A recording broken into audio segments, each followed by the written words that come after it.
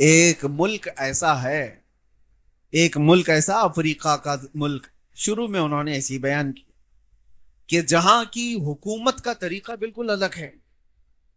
وہ ایک ملک ایسا ہے، ان کی حکومت کا طریقہ ایسا ہے کہ ایک سال ہی بادشاہ رہتا ہے کوئی بھی، اور بادشاہ بنانے کا طریقہ ایسا ہے کہ ملک کے جتنے بھی ذمہ دار حضرات ہیں وہ ملک کی سرحد پر جا کر، باؤنڈری پر جا کر سال کی پہلی تاریخ میں کھڑے ہو جاتے ہیں رات کو، اور صبح جیسے ہوتی ہے جو شخص ملک میں پہلے داخل ہوا وہ ان کا بادشاہ ہے، جو بھی مسافر آیا، کوئی بھی آیا، وہ ان کا بادشاہ ہے۔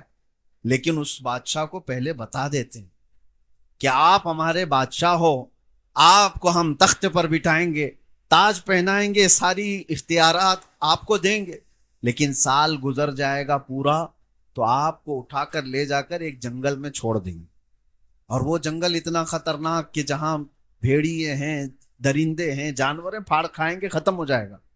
تو جو اس بات کو منظور کرتا ہے بادشاہ کی کرسی پہ بیٹھتا ہے، اور جو کہتا ہے نہیں مجھے نہیں چاہیے اسے چھوڑ دیا جاتا ہے، دوسرے کا انتظار۔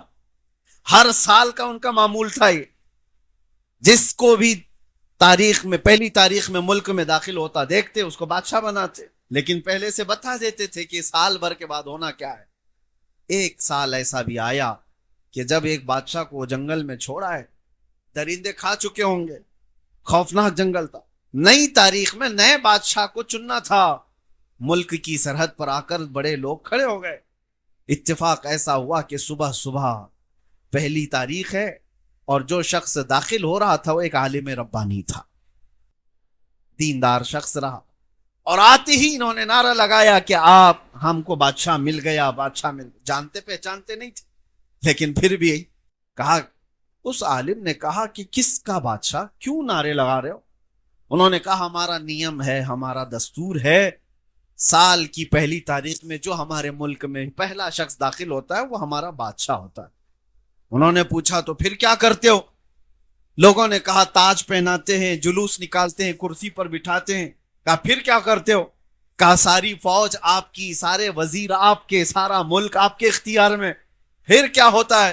کہا سال گزر جاتا ہے تو آخری تاریخ میں آپ کو لے جا کر ہم جنگل میں چھوڑائیں گے، یہی ہمارا نیم ہے، کیا آپ کو منظور ہے؟ اس عالم نے کہا ہاں منظور ہے، بادشاہت قبول کر لیا۔ ویسے تو انسانوں کی فطرت ہے، کارپوریٹر بھی اگر بننا چاہے تو کون منع کرتا ہے، اگر چھوٹا سا عہدہ بھی مل جائے کون منع کون کرتا ہے، لیکن اس کو قائم کون رکھتا ہے، یہ اپنے کمال کی بات۔ اس عالم نے کہا منظور ہے، آئے تاج پہنے کرسی پر بیٹھے، وزیروں کو بلایا، فوج کو بلایا، دیکھا پہلا دن ہے، سارے نظام قائم ہو گئے، اور آج بادشاہ کا پہلا آرڈر یہ تھا، ملک کو اپنے ہاتھ میں لینے کے بعد پہلا آرڈر یہ ہے کہ مجھے وہ جنگل دکھایا جائے جہاں پر لے جا کر آخر میں چھوڑتے ہیں۔ بادشاہ کا آرڈر تھا تو سب لے کر کے چلے، جلوس گیا اور جنگل دیکھا تو اتنا خوفناک، وہاں پر کھوپڑیاں، ہڈیاں پرانے لوگوں کی پڑی ہوئی جن کو درندے کھا چکے ہیں، کانٹے دار درخت، خوفناک آوازوں سے بھرا ہوا جنگل۔ بادشاہ پہلے ہی دن دیکھ کر کے واپس آ گئے۔ کہا پھر فوج کے آدھے حصے کو کہا یہ جو جنگل کا خوفناک حصہ ہے، اس میں جتنے کانٹے کے جھاڑیاں ہیں سب نکالے جائیں، کھوپڑیاں ہٹائی جائیں، اور اس کو پورے طور پر صاف کیا جائے۔ مہینے بھر تو جنگل صاف ہوتا رہا، دوسرا مہینہ آیا تو بادشاہ نے حکم دیا کہ وہاں ایک شاندار محل بنایا جائے۔ پھر ایک مہینے بھر وہاں پر محل کی تعمیر ہوتی رہی، تیسرے مہینے بادشاہ نے کہا ایک ہاؤس تعمیر کیا جائے، چوتھے مہینے کہا یہاں ایک باغیچہ بنایا جائے، 6 مہینے تک تو وہ محل ہی بناتا رہا۔ اس جنگل کے اندر جتنے تھے سب کو بدل کر کے اس نے ایک بہت خوبصورت قلعہ بنا دیا۔ پھر اس کے بعد کہا میرے دربار سے لے کر اس جنگل جانے تک کے راستے کو پورا خوبصورت بنا دیا جائے۔ 4 مہینے اسی میں لگ گئے، پورا خوبصورت بنا دیا، اور اس کے بعد دیکھو تو نہ وہ جنگل ہے، نہ وہاں کوئی خوفناک جھاڑیاں، پھولوں سے سجا ہوا ایک باغیچہ جس میں نہر بہ رہی ہے، خوبصورت ترین حصہ اس نے بنا دیا۔ اور ابھی سال کو ختم ہونے میں دن باقی تھے، اب گن رہا ہے کب ختم ہوگا کہ یہ لوگ لے جا کے چھوڑیں۔ جب سال ختم ہو ایک ایک دن گنتا ہوا گزار رہا ہے، گننے میں دن گزر نہیں رہے۔ بہرحال جیسے دن ختم ہوئے، جلدی سے بادشاہ نے سب کو بلایا، میرا سال ختم ہو گیا، مجھے لے جاؤ، جہاں چھوڑتے تھے وہاں چھوڑاؤ۔ سارے لوگ آئے اور آ کر کے انہوں نے کہا بادشاہ سلامت، آج سے ہمارا نیم بدل گیا ہے، ہمارا قانون بدل گیا ہے۔ کہا کیا ہوا کیا؟ کہا نہیں، 1 سال کے بعد جو ہم جنگل میں چھوڑ آتے تھے، سب نے یہ طے کر لیا کہ اب ہمیشہ کے بادشاہ آپ ہی ہو، اب آپ ہی ہو۔ کہا ایسا کیوں بدل لیا، ایسا کیوں تم نے قانون بدل لیا؟ کہا اب تک ہم نے دیکھا جو بھی بادشاہ تھا وہ بیوقوف تھا، صرف اپنے مزے میں جیتا تھا۔ یہ پہلا بادشاہ ہم نے دیکھا جو بعد میں جانے والی منزل کی تیاری ابھی سے کر رہا تھا۔ عقل مند جو بادشاہ ہے ہم نے دیکھ لیا، جو آخرت کی تیاری کر رہا ہے وہی حقیقت میں ہمارا بادشاہ ہے۔ مولانا جلال الدین رومی یہ واقعہ بیان کر کے کہتے ہیں، اے پڑھنے والے، یہ کوئی ملک کا قانون نہیں ہے، یہ پوری دنیا کا قانون ہے۔ دنیا میں جب تم آتے ہو تو ہر کوئی تمہیں بادشاہ بنا دیتا ہے۔ جب تم پیدا ہو کر کے اس دنیا میں آئے تھے، تمہیں اٹھانے والے، تمہاری تعریف کرنے والے، تمہارے آس پاس گھومنے والے سب موجود ہیں، لیکن زندگی کے ختم ہوتے ہی تمہیں جس قبرستان میں چھوڑ آیا جاتا ہے وہ وہی ہڈیوں اور کھوپڑیوں والی جگہ ہے جہاں تمہیں چھوڑ دیا جاتا ہے۔ لیکن اگر تم یہاں رہتے ہوئے جہاں جانا ہے اس کو پہلے سے تیار کر لیا تو یہ تمہیں چھوڑ تو دیں گے، لیکن 800 سال گزر جانے کے بعد بھی غریب نواز کی جیسا تمہاری بارگاہ میں بھی خدمت انجام دے چلے۔ 800 سال گزر گئے سلطان الاولیاء غریب نواز کو، ان کی بادشاہت ختم نہیں ہوئی، اس لیے کہ وہ ہمیشہ کا بادشاہ بنا لیا گیا۔ زندگی میں رہ کر کے انہوں نے آخرت کی تیاریاں کی ہیں۔ یہی میں کہنا چاہتا ہوں میرے عزیزو، نفع دینے والے اور اس دنیا میں آ کر کے جینے کا کوئی مقصد بنانے والے وہی اس زمین پر قائم رہتے، باقی سارے کچرے۔ قبرستان میں جاؤ تو تختیاں بھی بجھ گئی ہوں گی، قبروں کے پتہ بھی نہیں حالات، کون گیا، کتنے سال پرانا ہے، لیکن کچھ قبریں ایسی ہیں جو صرف دفن نہیں ہوئی ہیں، ہمارے سینوں پر حکومت کر رہے ہیں، وہ قبریں ہیں۔ ایک انگریز مورخ آیا تھا ہندوستان، اس سے واپس جانے کے بعد پوچھا گیا ہندوستان کا سب سے بڑا عجوبہ کیا دیکھا؟ اس نے کہا تاج محل تو 7 عجوبوں میں گنا جاتا ہے، لیکن تاج محل سے زیادہ عجوبے کی بات میں نے اجمیر میں دیکھا، اس لیے کہ ایک قبر ہے اور لاکھوں مسلمانوں پر حکومت کر رہی ہے۔ میرے عزیزو، یہ وہ لوگ ہیں جو دنیا میں رہ کر کے نفع پہنچاتے رہے اور ان کی زندگیاں ختم نہیں ہوتی، ان کی زندگیاں اللہ تبارک و تعالیٰ قائم رکھتا ہے۔ آج مجھے افسوس ہوتا ہے ان نوجوانوں کی زندگیوں کو دیکھ کر کہ جن کی زندگیاں 40 کو پہنچ گئیں، آج تک وہ اپنے بچوں کے لیے کچھ نہیں کر سکے، وہ اپنے آس پاس کچھ نہیں کر سکے۔ تو زندگی جینے کا مقصد کیا رہا؟ اس دنیا میں آنے کا تم نے کس کو نفع پہنچایا؟ یہ ایک فکر کے ساتھ جیتا رہے۔ میرے آقا صلی اللہ علیہ وسلم کی حدیث ہے، میں آپ کو سناؤں، من لم یہتم بامرنا فلیس منا۔ حضور فرماتے ہیں جو میری امت کے نفع کے بارے میں نہیں سوچا وہ میری امت میں سے نہیں ہے۔ جو اس حال میں صبح کیا کہ میری امت کی بھلائی کا نہیں سوچا، حضور فرماتے ہیں وہ ہم میں سے نہیں ہے۔ کتنے لوگ ایسے ہیں جو نفع کا سوچتے ہیں، کتنے لوگ ایسے ہیں۔ آج میرے پاس ایک کتاب تھی، ماذا قدم المسلمون للعالم، کافی بڑی کتاب، اور اس میں اتنے ذخیرے لکھے ہوئے تھے، پڑھ کر کے حیرت ہوتی ہے۔ ہر مسلمان نوجوان کو پڑھنا چاہیے۔ ٹاپک یہ ہے کہ مسلمانوں نے دنیا کو کیا دیا، ایک بہت بڑا ٹاپک ہے۔ ہمارے پرکھوں نے، ہمارے علماء نے، ہمارے دانشوروں نے اس دنیا کی ترقیات میں کیا حصہ لیا، اکثر کو تو آج پتہ بھی نہیں، کیونکہ پروپیگنڈا ایسا پھیلا ہوا ہے کہ تم کسی کام کے نہیں ہو، اسی لیے یہ جانتے بھی نہیں۔ ہر ترقی میں مسلم دانشوروں کا حصہ ہے۔ دنیا کو آج جس حالت میں آپ دیکھ رہے ہیں، تھوڑا سا اگر مطالعہ کرتے آپ کو پتا ہے پورا انٹرنیٹ آج جو چلتا ہے، جتنے بھی اس میں ویب سائٹ ہوں، جتنے بھی سوشل میڈیا سائٹس ہوں، سب کے پاس ایک چیز کا استعمال ہے، الگورزم۔ الگورزم کا استعمال ہر جگہ ہے، اور آپ کو پتا ہے الگورزم کا ایجاد کرنے والا کون تھا؟ محمد بن موسیٰ الخوارزمی۔ آج سے تقریباً 800 سال پہلے جنہوں نے ایجاد کیا، محمد بن موسیٰ الخوارزمی، خوارزمی سے ہی الگورزم بنایا گیا ہے، صرف ان کا ایجاد کیا۔ پوری دنیا اس پر آج ڈیپینڈ ہے، کسی بھی سائٹس میں الگورزم کا استعمال نہ ہو ایسا ہوگا نہیں۔ میرے عزیزو، پوری دنیا کو جنہوں نے اپنی ایجاد کا محتاج بنایا وہ ایک عالم دین تھے۔ اور اتنا ہی نہیں، الجبرا کو کون سا نوجوان نہیں جانتا جو کالج پڑھتا ہے؟ محمد بن موسیٰ خوارزمی کا ہی ایجاد کیا ہوا الجبرا تھا۔ نائٹروٹ، سلفر ایسڈ، اور آج جو ایتھنل اور کئی ایسے کیمیکل کا جو استعمال ہے پوری دنیا میں، کیمیکلز کے بغیر آج دنیا ادھوری ہے۔ تمہارے صابن، پیسٹ، دوائیوں سے لے کر ہر چیز، حتیٰ کہ پرفیومز میں جو استعمال کیا جاتا ہے، ہم اس کا مطالعہ کر رہے تھے تو پتہ چلا کہ یہ تو ایسڈ کا اور کیمیکل کا ایجاد کرنے والا دنیا میں سب سے پہلے وہ جابر بن حیان تھے، سب سے پہلے شخص ہیں۔ اور آپٹکس کا سب سے پہلے دنیا میں وجود کسی نے دیا، یعنی دیکھنے کی طاقت، اور کیمرے کا ایجاد۔ کیمرہ آج پوری دنیا کی ضرورت ہے، پوری دنیا۔